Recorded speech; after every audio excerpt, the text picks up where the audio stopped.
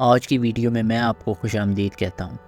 اگر آپ سمندر میں سفر کر رہے ہوں اور آپ کے سامنے پہاڑ جتنی بڑی لہریں آ جائیں تو آپ کو کیسا لگے گا؟ ان لہروں سے نہ صرف شپس بلکہ سیلرز کی جان کو بھی خطرہ رہتا ہے۔ ہر سال تقریباً 40 شپس سمندری طوفانوں کا شکار ہو جاتی ہیں، لیکن کیسے $10 بلین کی یہ شپ جس میں 5000 سیلرز اور 90 فائٹر جیٹس کھڑے ہوتے ہیں، وہ شپ سمندر کی اتنی بڑی لہروں میں مہینوں تک سفر کر سکتی ہے۔ ہر لہر سے شپ کو خطرہ ہوتا ہے کہ وہ الٹ نہ جائے، لیکن یہ شپ کیسے اتنی بڑی لہروں میں سروائیو کرتی ہے، جاننے کے لیے آج کی ویڈیو پوری دیکھیں۔ دنیا کی سب سے طاقتور نیوی US نیوی ہے۔ اتنی ٹیکنالوجیز کو یوز کرنے کے باوجود بھی نیچر کا خطرہ ہمیشہ رہتا ہے۔ ایک دفعہ ایک ایسا واقعہ پیش آیا، 1 اکتوبر 2015 کو SS الفارو شپ سمندر میں کھو گئی۔ اس میں 33 کریو ممبرز بھی تھے۔ اس شپ کو کافی تلاش کیا گیا لیکن وہ نہ ملی۔ اس حادثے کے بعد شپس میں کافی نیو فیوچرز لانچ کیے گئے اور ان کی سیفٹی کو بڑھایا، لیکن یہ کافی نہیں ہے کہ ایک شپ سمندر کے بے رحم طوفانوں میں سفر کر سکے۔ اگر آپ کو بولا جائے کہ اپنے ہاتھ کی انگلی پر ایک پنسل کو بیلنس کریں تو وہ ناممکن ہے، پھر آپ سوچیں کہ اتنی بڑی شپ سمندر میں اپنے آپ کو کیسے بیلنس کرتی ہے۔ یہ کام صرف فزکس اور نیول انجینئرنگ سے پاسبل ہو سکتا ہے۔ تو جانتے ہیں کہ کیسے US نیوی کی شپس سمندر میں چلتی ہیں۔ کسی بھی چیز کی ڈینسٹی اگر پانی سے کم ہو تو وہ نہیں ڈوبتی۔ شپس پانی پر آسانی سے تیرتی ہیں کیونکہ اس کی ڈینسٹی پانی سے کم ہوتی ہے۔ اس وجہ سے گریوٹی کی فورس جو شپس کو نیچے کھینچتی ہے اس سے زیادہ پانی کی فورس ہو جاتی ہے، جس سے شپ پانی میں نہیں ڈوبتی، اور سینٹر آف گریوٹی جتنا لو ہوگا اتنے ہی کم چانسز ہیں کسی بھی چیز کے ڈوبنے کے۔ اس لیے US navy low centre of gravity ships میں مینٹین کرتی ہے، جس کے لیے کئی طریقے استعمال ہوتے ہیں، جیسے کہ بڑی مشینز، راکٹس اور فیول کو شپ کے سب سے نچلے حصے میں رکھا جاتا ہے، اور ہر چھوٹی سے چھوٹی چیز کے ویٹ کی پراپر کیلکولیشن کے بعد اسے شپس پر رکھا جاتا ہے۔ پھر آ جاتا ہے شپ کا حل۔ یہ شپ کا وہ حصہ ہوتا ہے جو U شیپ کا ہوتا ہے، جو شپ کو اسٹیبل رکھنے میں مدد کرتا ہے، لیکن بڑی لہروں کے سامنے یہ بیکار ہے۔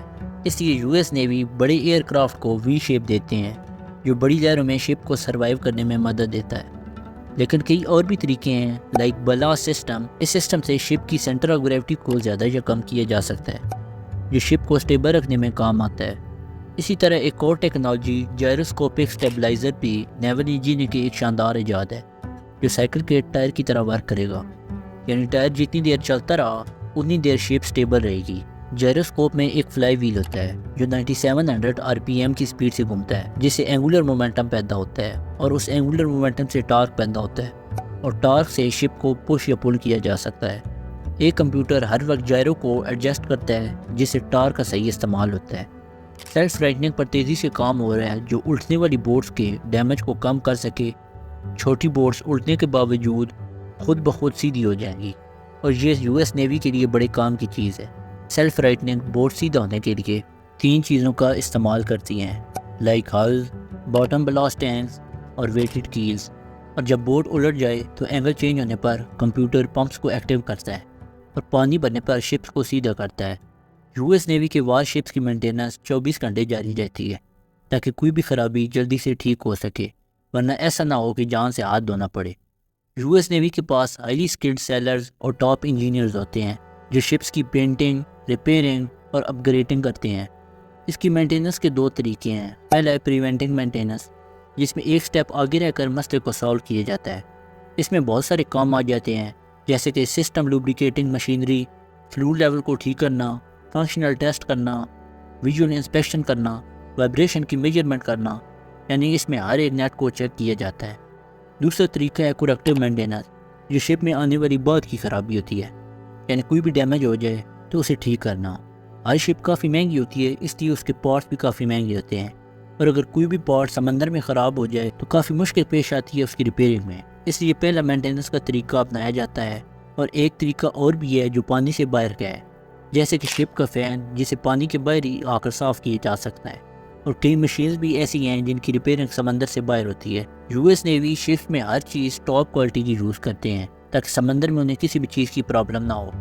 US نیوی کے سب سے زیادہ کام آنے والے ہتھیار ہیں ایڈوانس ویدر فورکاسٹنگ اور ریئل ٹائم مانیٹرنگ سسٹم، جن کو استعمال کر کے ایسے روٹ فائنڈ کیے جاتے ہیں جہاں طوفان نہ ہو۔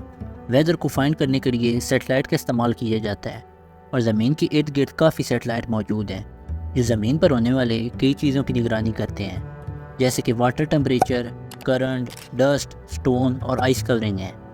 You S navy weather buoys کا استعمال بھی کرتی ہے۔ اس وقت پوری دنیا میں 1000 سے زائد ویدر بوائز انسٹال ہیں جو روٹس کو فائنڈ کرنے میں ہیلپ کرتے ہیں۔ یہ میئر کرتے ہیں ہوائیں، لہریں، پانی کا ٹمپریچر، ہوا کا ٹمپریچر اور بیرومیٹرک پریشر۔ ان میتھڈ سے پتہ چل جاتا ہے کہ کہاں طوفان آنے والا ہے اور وہاں سے روٹ چینج کیا جاتا ہے، اور اب کچھ ہی ٹائم میں AI کے ذریعے کنٹرول ہونے والی شپ سمندر میں راج کریں گی، جس سے شپ کو کبھی بھی نقصان نہیں ہوگا۔ اگر آپ کو آج کی ویڈیو پسند آئی ہو تو چینل کو سبسکرائب کریں اور ساتھ لگے بیل آئیکن کو ضرور دبائیں تاکہ آنے والی ہر ویڈیو آپ تک آسانی سے پہنچ سکے۔